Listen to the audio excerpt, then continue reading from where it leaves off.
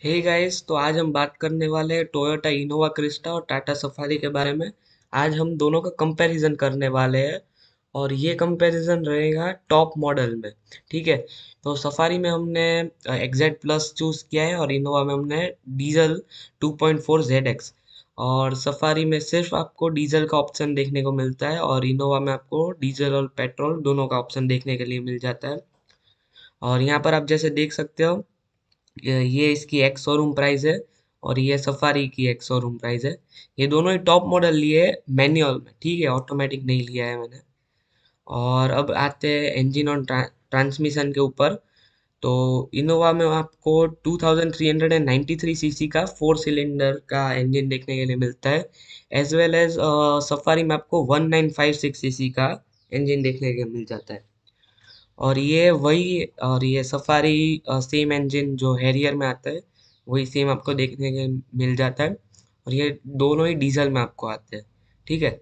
और अगर पावर की बात करें तो 148 bhp का इनोवा में आता है और 168 bhp का पावर आपको सफारी में देखने के मिल जाता है। और टॉर्क आपको 343 न्यूटन मीटर का इनोवा में और 350 न्यूटन मीटर का सफारी में। तो पावर में तो वैसे सफारी ज़्यादा है और टॉर्क का तो मतलब अब इतना ज़्यादा डिफरेंस नहीं है। और अगर रेंज यहाँ पर आपको इनोवा की स्टेटेड नहीं है। और ड्राइव टेरेन अगर देखें तो इनोवा रिवर्स व्हील ड्राइव देखने को मिलती है और सफारी आपको फ्रंट व्हील ड्राइव में आती है। और अगर मैनुअल चूज करते हो तो आपको 5 स्पीड का मैनुअल देखने को मिलता है। और अगर सफारी चूज करते हो तो 6 स्पीड का मैनुअल और साथ में स्पोर्ट्स, इको और सिटी मोड आपको देखने को मिल जाते हैं। और दोनों ही टर्बो चार्ज्ड है।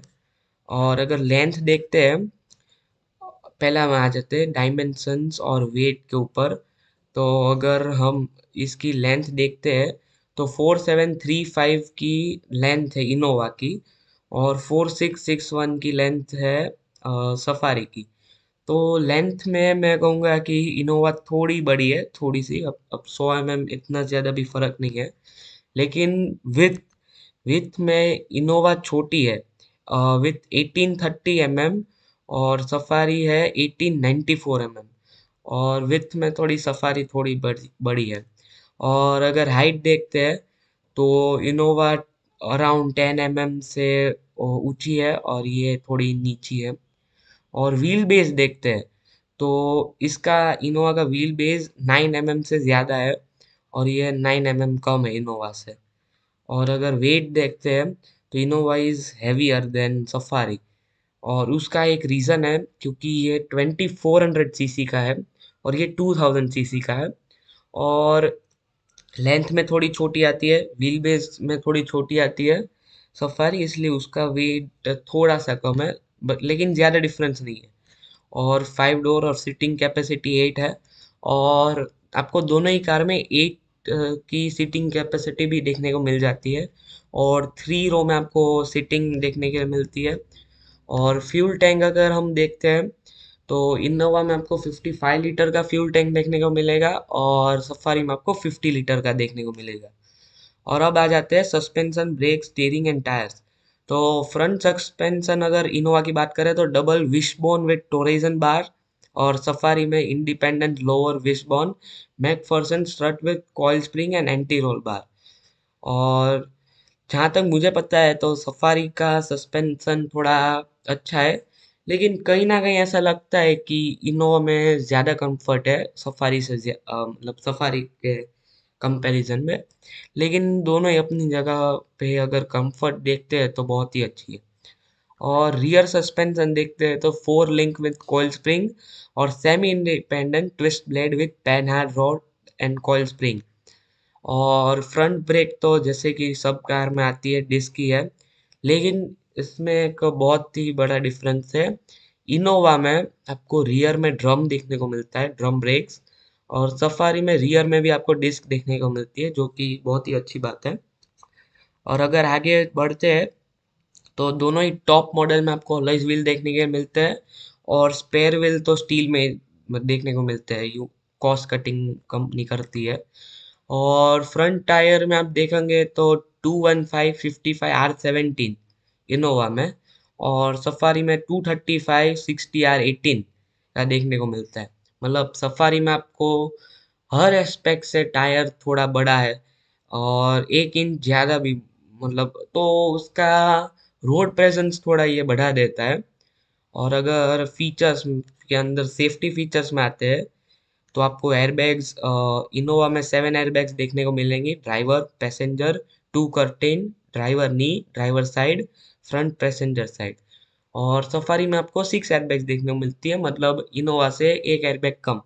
Driver, front passenger, two curtain, driver side, front passenger side. और टायर प्रेशर मॉनिटरिंग सिस्टम आपको इनोवा में देखने को नहीं मिलता है, और सफारी में आपको देखने को मिलता है, जो कि एक बहुत अच्छी बात है। अब तो थोड़ा नेसेसरी हो गया है कि नहीं, टायर प्रेशर मॉनिटरिंग सिस्टम तो होना ही चाहिए। और अगर चाइल्ड सीट एंकर पॉइंट्स को और वो सब दोनों ही कार में है। सीट बेल्ट वार्निंग भी आपको देखने को मिलती है, अब तो मैंडेटरी हो गई है, पहले सिर्फ फोर्ड में आती थी ये सीट बेल्ट की वार्निंग, और अभी तो सब कंपनी, क्योंकि गवर्नमेंट ने रूल बना दिया है। तो अब आगे बात करते हैं ब्रेकिंग और टैक्स ट्रैक्शन की।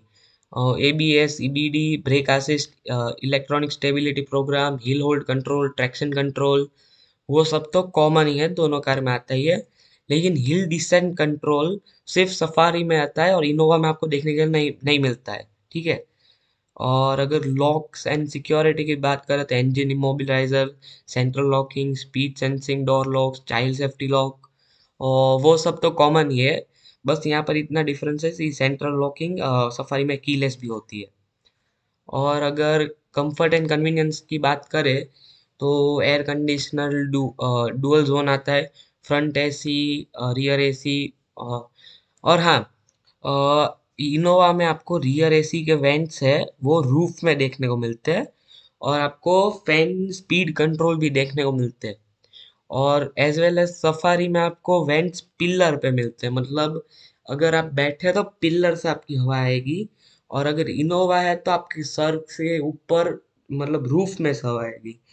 तो कहीं ना कहीं ऐसा लगता है मुझे कि इनोवा का एसी मतलब ज़्यादा इफेक्टिव रहेगा रादर देन सफारी। अब ये मेरा मानना है, और बस यही था। और थर्ड रो एसी का भी सेम है, ऊपर पिल्लर पे, और फैन कंट्रोल तो होता ही है दोनों कार में, और थर्ड रो में भी रूफ पर ही है, हीटर भी है, वैनिटी मिरर्स है, ड्राइवर एंड को ड्राइवर, और सफारी में को ड्राइवर ओनली। सो अगर लेडीज लोग हैं और वो ड्राइव कर रहे हैं तो उनके लिए सफारी शायद दिक्कत दे सकती है कि वैनिटी मिरर तो है ही नहीं। तो और उस एस्पेक्ट में अगर देखा जाए तो इनोवा में आपको मिरर देखने को मिल जाता है। और एंटी ग्लेयर मिरर, तो यहाँ पर आपको मैनुअल इंटरनल ओनली, और इसमें इलेक्ट्रॉनिक आपको देखने को मिलता है। और पार्किंग असिस्ट, तो रिवर्स कैमरा मिलता है विद एडाप्टिव गाइडलाइंस नहीं मिलती है। और इसमें आपको रिवर्स कैमरा विद गाइडेंस मिलता है, मतलब एडाप्टिव गाइडलाइंस, आप जैसे ही अपना स्टीयरिंग मूव करते हो तो गाइडलाइंस आ जाती है। और मैंने जब फिजिकली देखा था तो मुझे लगा था कि कहीं ना कहीं टोयोटा का जो कैमरा है वो थोड़ा डाउनग्रेड है रादर देन सफारी, और सफारी का कैमरा उस स्पॉट पर बहुत ही अच्छा परफॉर्म कर रहा था। तो ये सिर्फ मेरा मानना है, आप चाहो तो आप भी अपनी तरह से देख सकते हो शोरूम में जाकर। क्रूज कंट्रोल आपको देखने को मिलता है दोनों ही कार में सेम है। हेडलाइट एंड इग्निशन ऑन का रिमाइंडर देखने को मिलता है, कीलेस स्टार्ट बटन, वो सब भी है। और टिल्ट एंड टेलीस्कोपिक, मतलब हाइट और रीच आप दोनों ही एडजस्ट करोगे कर सकेंगे इस कार में। और 12 वोल्ट के पावर आउटलेट्स है, इनोवा में 2 है। और सफारी का एक्चुअली अभी मुझे याद नहीं है टोटल कितने आते हैं, तो वो मैं डिस्क्रिप्शन में, अगर मुझे पता चलता है तो मैं डिस्क्रिप्शन में ज़रूर से लिख दूंगा। और remote car unlock via app, तो अभी जो नई इनोवा आई है उसके अंदर शायद से आ गया है। अभी ये पता नहीं ये वेबसाइट में क्यों ऐसा बता रहा है। जो भी होगा, ये टेलीमेटिक्स का अपडेट मैं आपको डिस्क्रिप्शन में दे दूंगा। आई एम सॉरी, मुझे ये ध्यान नहीं रहा कि अभी नई जनरेशन की इनोवा में आता है या फिर नहीं। शायद से जहाँ तक मुझे पता है वहाँ तक तो आता है ऐप, और वो सब तो कॉमन ही है। ठीक है। अब सीट्स एंड अपहोल्स्ट्री की बात करते हैं। और इसमें 8 वे इलेक्ट्रिकली एडजस्टेबल सीट्स आपको देखने को मिलती है। और टाटा सफारी में 6 वे इलेक्ट्रिक एडजस्टेबल। तो फटाफट से देख लेते हैं। Seat forward, back, back till forward, back, seat height up down, seat base angle up, 2 वे manual adjustable, head rest up down. और यहाँ पर आपको भी सेम देखने को मिलता है। बस यहाँ पर आपको सीट बेस का अप डाउन नहीं देखने को मिलता है, इसलिए ये 6 वे इलेक्ट्रिकली एडजस्टेबल है। और फ्रंट पैसेंजर में दोनों का सेम है, 6 वे मैन्युअली एडजस्टेबल। और रियर में ये आपका 6 वे मैन्युअली एडजस्टेबल और 4 वे मैन्युअली एडजस्टेबल। तो यहाँ पर रियर सीट्स में Innova performs good then Safari. और थर्ड रो में भी same is the case. Toyota Innova is performing good then Safari in features. Otherwise space तो दोनों में ही है, और दोनों में ही आपको प्रॉब्लम नहीं आनी चाहिए। और लेदर रैप्ड स्टीयरिंग व्हील और गियर नॉब और वो सब तो सिमिलर ही है दोनों कार में। और रियर पैसेंजर सीट्स तो इनोवा क्रिस्टा में आपको कैप्टन सीट्स देखने को मिलती है, और सफारी में बेंच देखने को मिलती है। सफारी में भी आपको ऑप्शन है कैप्टन सीट्स का, पर अगर आप मेरी बात मानते हो तो आई वुड सजेस्ट कि आप इनोवा में भी बेंच सीट्स वाला ही ऑप्शन लें, क्योंकि that is way better than the others. क्योंकि क्या होता है, अब कैप्टन सीट में ऐसा है कि कंपलसरी आप पीछे दो ही लोग बिठा सकते हो, दो से ज़्यादा नहीं। मतलब तीसरे लोग को कंपलसरी पीछे जाना पड़ेगा थर्ड रो में, और वो उसके लिए अनकंफर्टेबल ज़रूर से होगा। इसलिए मेरा मानना है कि बेंच इज़ अ गुड। लेकिन अगर आपकी फैमिली 4 लोग की है, और बहुत ही रेयर ऐसा होता है कि कोई लोग आपकी कार में बैठने वाला है, देन आई वुड सजेस्ट कि कैप्टन सीट्स ही ले लो। क्योंकि क्या, कैप्टन सीट्स में कंफर्ट थोड़ी ज़्यादा रहती है, लेकिन बेंच भी ठीक है, अब ऐसा कुछ है नहीं। और वो तो आपको चूज करना है। और इंटीरियर कलर्स देखने को मिलता है। इंटीरियर पहले तो मैं बता दूं, डुअल टोन दोनों में ही सिमिलर है। इंटीरियर कलर्स तो कैमल टैन और ब्लैक ब्लैक पूरा, और ऑयस्टर वाइट ब्लैक। अब पहले क्या था कि जब वाइट कलर के इंटीरियर्स आते थे तो लोग कहते थे नहीं, ब्लैक होने चाहिए। और लोग आफ्टर मार्केट जाकर ब्लैक इंटीरियर करवाते थे, क्योंकि then black colour was considered as a cool. But अभी क्या हो गया है कि वाइट एंड ब्लैक का मिक्सचर रहता है ना, तो गाड़ी थोड़ा ज़्यादा अच्छी लगती है। तो इंटीरियर में तो मैं कहूँगा कि Tata safari is the good. और रियर आर्मरेस्ट देखते हो तो आपको दोनों में मिल जाएगा। और फोल्डिंग रियर सीट्स वो भी हो जाएगी। और स्प्लिट रियर सीट में आपको, इनोवा में स्प्लिट नहीं होगी। इनोवा में आपको मतलब हैंग करने का ऑप्शन मिलता है, मतलब वो स्प्लिट नहीं हो जाएगा। ठीक है। तो बस तो यहाँ पर आपको 60-40 स्प्लिट का ऑप्शन देखने को मिलता है, ये आपका नहीं होगा। और थर्ड रो सीट भी 50-50 स्प्लिट हो जाएगी। ओके। और हेडरेस्ट आपको front and rear, front second and third, 3 लोगों के लिए आपको हेडरेस्ट देखने को मिलता है। अब स्टोरेज की बात करते हैं तो कप होल्डर्स आपको फ्रंट और रियर में भी आता है इनोवा में। और यहाँ पर आपको फ्रंट सेकंड एंड थर्ड, मतलब थर्ड में भी आपको कप होल्डर देखने को मिलता है, जो कि बहुत ही अच्छी बात है। और जो ड्राइवर में आर्म रेस्ट होता है उसमें भी स्टोरेज है। कूल्ड ग्लव बॉक्स भी दोनों कार में है। Sunglass holder, third row cup holder. Oh, तो पहले मुझे क्यों मना किया, थर्ड रो में नहीं है। चलो ठीक है, कोई बात नहीं। थर्ड रो कप होल्डर्स वो दोनों ही कार में सिमिलर्स है। अब डोर्स और door, windows, mirrors and wipers. तो power windows front and rear, वो तो ऑब्वियसली अब टॉप मॉडल लिया है तो होगा ही। One touch down and one touch up सारी विंडोज, तो वो आपको इनोवा क्रिस्टा में ही देखने को मिलेंगे। टाटा सफारी में आपको देखने के लिए नहीं मिलते, उसमें नहीं मिलते अभी। Adjustable O R V M, तो वो दोनों सिमिलर है, दोनों कार में देखने को मिलती है electrically. Okay.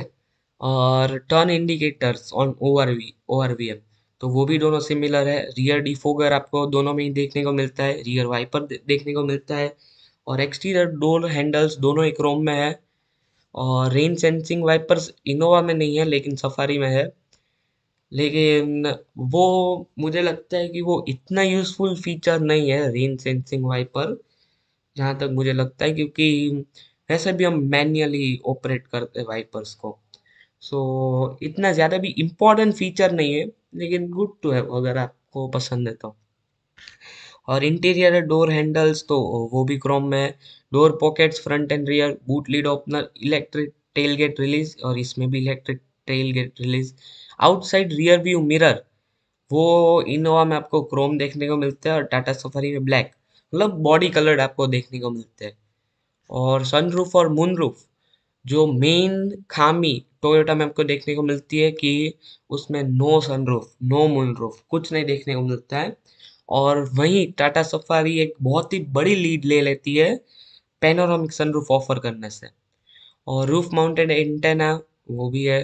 Body coloured bumper वो भी है। और अभी क्या इंडियंस में थोड़ा क्रेज हो गया है कि नहीं, सनरूफ तो होना ही चाहिए गाड़ी में। तो ये एक जगह ऐसा है कि इनोवा बहुत ही ज़्यादा पीछे रह जाती है फीचर्स में। और अगर ये देखते हैं रूफ माउंटेड एंटेना, तो वो भी सही है। और बॉडी कलर बम्पर्स है। फिर body kit cladding black slash grey, black slash grey colour में आपको क्लैडिंग देखने को मिलती है, और यहाँ पर आपको कुछ नहीं मिलता है। रब स्ट्रिप्स दोनों में ही नहीं है। अब लाइट्स की बात कर लेते हैं।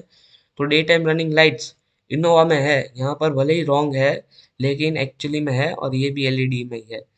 और एम्बियंट लाइटिंग्स है तो इनोवा और सफारी दोनों में है। अब फॉग लाइट्स देखते हैं तो LED on front end halogen on rear, और सफारी में आपको सिर्फ हेलोजन देखने को मिलती है। और हेडलाइट्स एलईडी प्रोजेक्टर है, और ये बाई एक्सेनॉन प्रोजेक्टर है।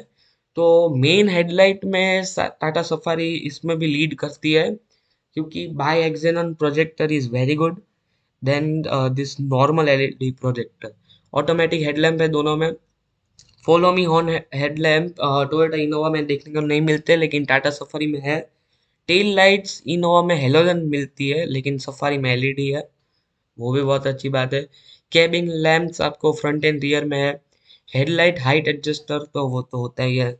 ग्लो बॉक्स लैंप इनोवा में है लेकिन सफारी में नहीं है। Lights on vanity mirror, driver and को ड्राइवर।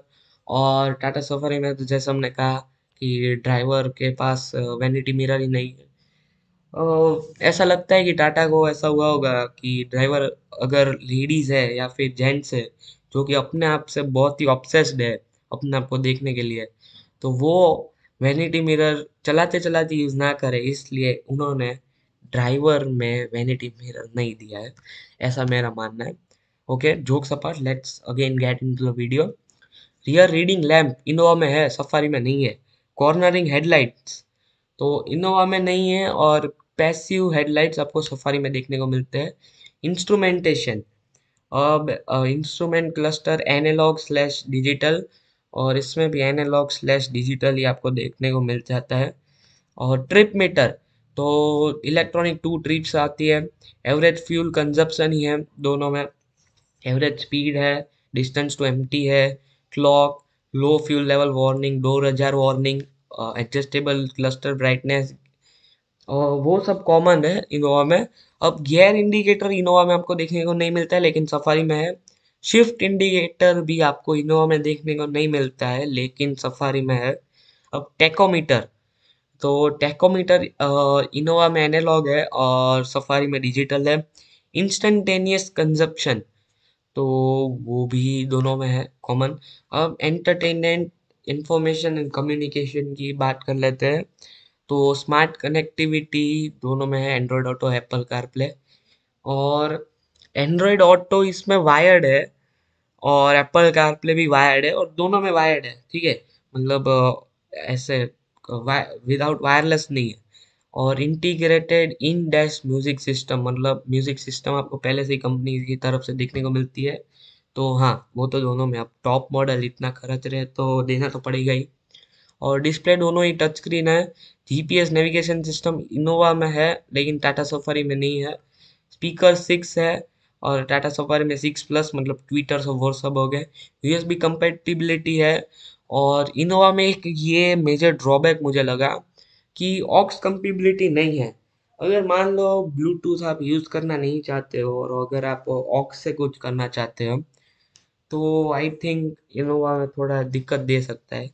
और एज वेल एज सफारी में ऑक्स है, ब्लूटूथ कंपेबिलिटी है, MP3 playback, AM/FM, iPod compatibility, steering mounted audio controls, voice command, वो सब इस कार में सिमिलर ही है।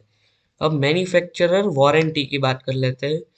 तो बैटरी वारंटी में तो आपको अभी कोई वारंटी नहीं है। वैसे इनोवा में 3 इयर्स की वारंटी है और टाटा सफारी में 2 इयर्स की वारंटी, और किलोमीटर्स दोनों ही 1 लाख है। बट जहाँ तक मुझे पता है और मेरा पर्सनल एक्सपीरियंस, मैं भी 12 इयर्स ओल्ड इनोवा यूज़ कर रहा हूँ, तो आई डोंट थिंक कि इनोवा में वारंटी का कोई काम रहेगा। और सफारी तो मतलब वो भी अच्छी है। अब लेकिन इनोवा जितनी अब कितनी चल सकती है वो तो मैं नहीं बता सकता। लेकिन टाटा की गाड़ी भी बहुत ही अच्छी चलती है, पहले नहीं चलती थी पुरानी जो इंडिका इंडिगो आती थी, लेकिन ये ज़रूर से चल रही है। मतलब नेक्सॉन, टियागो और हैरियर, वो सब तो बहुत ही अच्छी चल रही है। और अब यहाँ पर हम ओपिनियन देखते हैं। तो स्पेशियस एंड प्रैक्टिकल कैबिन, टोयोटा's renowned reliability फैक्टर और ग्रेट रीसेल वैल्यू, तो ये जहाँ जैसा यहाँ पर लिखा है गुड थिंग्स, तो ये तो बहुत ही अच्छी है। कि क्योंकि मैंने आपको बताया ना कि टोयोटा की रिलायबिलिटी मतलब 10-12 साल अगर आप पूरी गाड़ी को घिस डालते हो ना, तो भी अगर आप सेकेंड हैंड में अगर आप बेचने जाओगे ना, वैल्यू बहुत ही अच्छी मिलेंगी। और अब टाटा सफारी की गुड थिंग्स के बारे में आ जाते हैं। तो थर्ड रो सीटिंग, मैंने जब पर्सनली एक्सपीरियंस किया था तो इनोवा से वे बेटर थी टाटा सफारी की थर्ड रो सीटिंग। और कंफर्टेबल तो बहुत ही थी। और हाईवे पर यहाँ पर जैसे लिखा गुड हाईवे कार, मैंने तो अभी ट्राई नहीं की है हाईवे पर, लेकिन कंफर्ट में जितना भी मैं बैठा था ना, मुझे तो बहुत ही अच्छी लगी है हाईवे पर।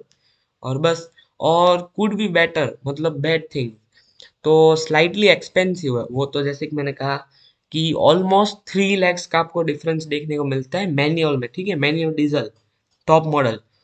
और boot space with third row is negligible, मतलब आपको ना के बराबर बूट स्पेस मिलेंगी। और low speed ride could have been better. अब उसके बारे में मैं ज़्यादा कमेंट नहीं करूँगा क्योंकि मैंने नई वाली इनोवा में कभी राइड नहीं की है, सिर्फ मैं बैठा हूँ, एक्सपीरियंस लिया है शोरूम पे। और not a true blue safari, मतलब एक बहुत ही बड़ा जो ड्रॉबैक है कि अम, ये जो पुरानी सफारी आती थी लेजेंडरी वन, 4 व्हील ड्राइव वाली, वो ये नहीं है। और थोड़ी क्वालिटी इनकंसिस्टेंट है। और फ्यूल एफिशिएंट सबसे ज़्यादा नहीं है। ओके, तो अभी कलर ऑप्शंस जो इसमें आते हैं उसकी मैं बात कर लूँ। तो पहले इनोवा के कलर ऑप्शंस देख लेते हैं। Sparkling black, garnet red, grey, silver, avant garde, bronze, super white, white pearl, crystal shine. और इसमें सफारी की बात करते हैं तो रॉयल ब्लू, जिसमें कार कंपनी से लॉन्च हुई है, डेटोना ग्रे, ट्रॉपिकल मिस्ट। अगर आपको पता है तो सफारी में एक एडवेंचर एडिशन भी आता है, तो ये वो वाला कलर है ट्रॉपिकल मिस्ट। और ऑर्कस वाइट। तो यही थे कलर्स ऑप्शंस। और बस यहीं पर अब वीडियो करते हैं एंड। और अगर मैं एक लास्ट चीज बोलना चाहूंगा, अगर आप लुक्स को ज्यादा कंसिडर नहीं करते हो, तो आई थिंक मेरा वर्डिक्ट ये है कि अम, अगर आप 6-7 साल, 8 साल, मैक्सिमम 8 से 9 साल में अगर आप गाड़ी बेच देते हो, then go for Safari diesel. और अगर आप ज़्यादा साल यूज़ करने वाले हो, कि अगर 12, 13, 14, 15 साल आपको यूज़ करना है, then go for Toyota Innova, because reliability में वो बहुत ही अच्छी है। और रीसेल वैल्यू में अब मैं ज़्यादा कमेंट नहीं करूँगा, दोनों ही अच्छी है। और दूसरा तो मेजर डिफरेंस जो मुझे कई बार लगता है कि सनरूफ नहीं है। और कई सारे ऐसे फीचर्स हैं जहाँ पर कहीं ना कहीं टोयोटा पीछे आ जाता है अभी भी। तो फाइनल वर्डिक्ट तो अभी मैं ऐसा कहूँगा कि अगर आप मेरा ओपिनियन लेते हो तो Tata safari is the best choice. अगर क्योंकि मेन, देखो मैं दिखाता हूँ आपको, मेन रीजन है इसका ये है, देखो ये 23.40 लाख की आती है और ये आपको 20.37 लाख की आती है। ये एक्स शोरूम प्राइस है। On road price of Delhi, Kolkata और मुंबई मैं डिस्क्रिप्शन में डाल दूंगा, तो आप वहां से देख लेना। और बस यही मेन चीज़ है।